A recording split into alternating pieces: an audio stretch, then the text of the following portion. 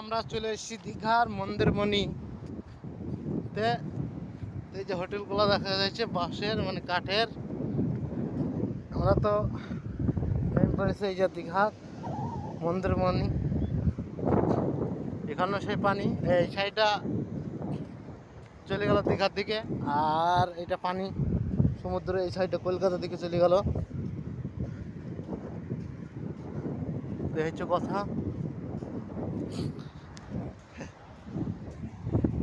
আরামসে শুয়ে আছে, তবে দীঘার মতন অতটা ভিড় নেই এগুলাতে। বসে আছে, এনজয় করছে, আরাম করছে।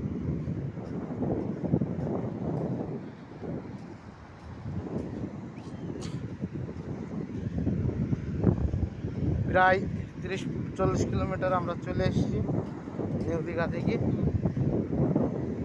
এগুলো জোয়ার হইলে যাদের পানি আসে দেখা যাচ্ছে, এই যে দাঁত, এই যে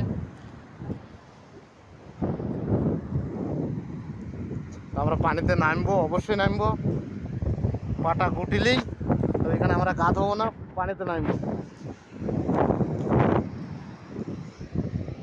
দুনিয়ার ভাড়া দীঘা নিউ দীঘা থেকে মন্দিরমণি আসতে বাসে ভাড়া হয়েছে মাত্র 30 টাকা।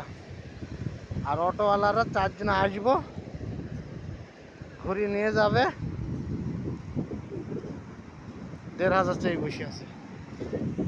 চলো ভিডিওটা হালকা স্কিপ করি। আমরা এই যে পানিতে নেমে পড়েছি।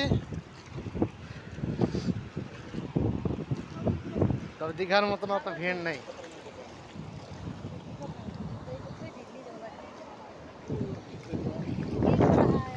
মনে হাঁটছে, সাথে তো হাঁটছে। ওমনে না, ওমনে ওমনে ওমনে ওমনে এমনে। এই যে খাতে তো হাঁটছে।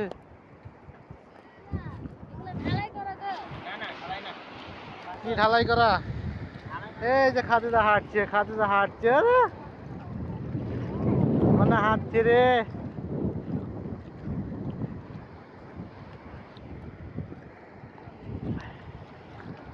এই দেখো, আরে বাহিরে হাঁটো হাঁটো হাঁটো।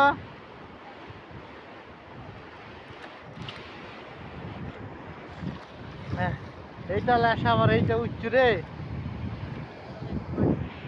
আস আস আস। তো আমরা এই পানিতে আসি, এই যে এটাতে নেমেছি। এই যে বাংলা লোগো দেওয়া আছে। এই যে হোটেলগুলো আছে, এগুলো কাঠের তৈরি করা সমুদ্রের উপরে। এই হোটেলগুলাই খাওয়া দাওয়ার ব্যবস্থা আছে।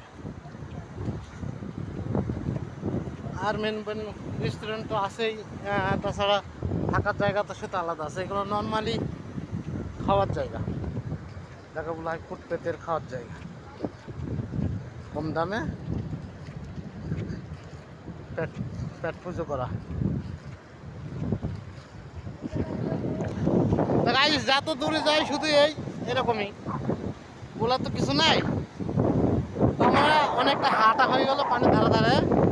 আমরা আর যাচ্ছি না, ফের ঘুরে আসছি এই মন্দিরমোহন থেকে। মন্দিরমণি থেকে আমরা চলে যাবো অন্য জায়গায় যাবো। ঘুরে যাচ্ছি ফের। যাই হোক, আমরা বেরিয়ে চলে যাই, সমুদ্র থেকে উঠি। তো একদিকে গেলাম, এদিকটায় বাকি থাকলাম কলকাতার দিকে। তো একই ব্যাপার, এরকম সমুদ্র বুঝতে পারছেন। মন্দিরমণি, দীঘা মন্দিরমণি। আমরা উপরের দিকে যাই, একটু বাজারটা ঘুরে দেখাবো। এই যে সিঁড়ি, এই যে সিঁড়ির। তবে বর্ষাকালে এইগুলো মনে হয় ডুবে যায়। এখন তো অদ্দূর পানি, সই ডুবে যায় বর্ষাকালে। নাহলে বা এই হোটেলগুলো স্ট্যান্ডিং বা করা কেন? এগুলো সব হোটেল, খাওয়া দাওয়ার জন্য ধাবা। ডুবে মনে হয় যায়, অবশ্যই ডুবে যায়। সেই ক্ষেত্রে এই হোটেলগুলা স্ট্যাং লাগাইনো। আর এই যে খাদিজা, টাটা করো, টাটা করো। ও তুই মাছ দিয়ে ভাত খাবি দুটো? ওই যে ওখানে সব টেবিল লাগিয়ে নিচেই বসে আছে, ওই জায়গাটা ড্যাঙা আছে। এই যে হয়তো পানি অতটা ওঠে না, তো এরকমই আমরা উপরে উঠে যাচ্ছি। এই যেখানে পানি উঠছে,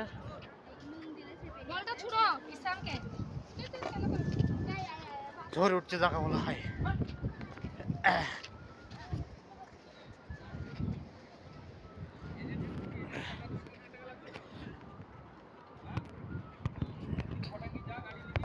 দুটি চলে আসলাম, সাইডে দোকান পাশা, সকাল তো 10টা বাজে হয় তখন। তো এই হচ্ছে বাজার পুরো বাজার। এই যে খাওয়া দাওয়া করছে, লে খা। Turn right to stay on Mandarmoni beach access. আমরা বেরিয়ে যাচ্ছি। হাঁস ভালো ভালো ভালো।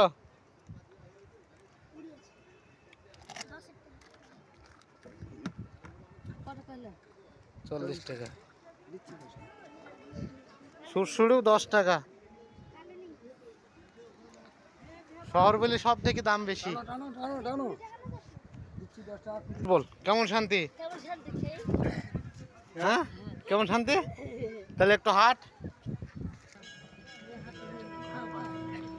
তাই আমরা বেরিয়ে আসলাম মন্দারমণি। By tata.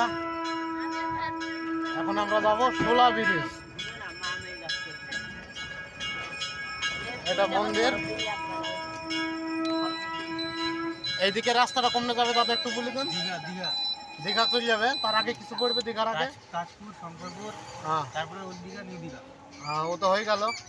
আর এদিকে একটা Continue on Mandarmoni beach access for 1.5 kilometers.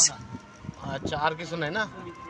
তারপরে তো চলে গেল সেই কি বলে কলকাতা। কোনটাই? এই রাস্তা কলকাতা চলে গেল। তো দীঘা থেকে 30 কিলোমিটার রাস্তা আমরা এসেছিলাম। যাই হোক, আমরা এটা একটা পর্ব রাখছি। শোলা ব্রিজে কি আর একটা পর্ব হবে, আমরা টুকটুকি ধরে চলে যাচ্ছি।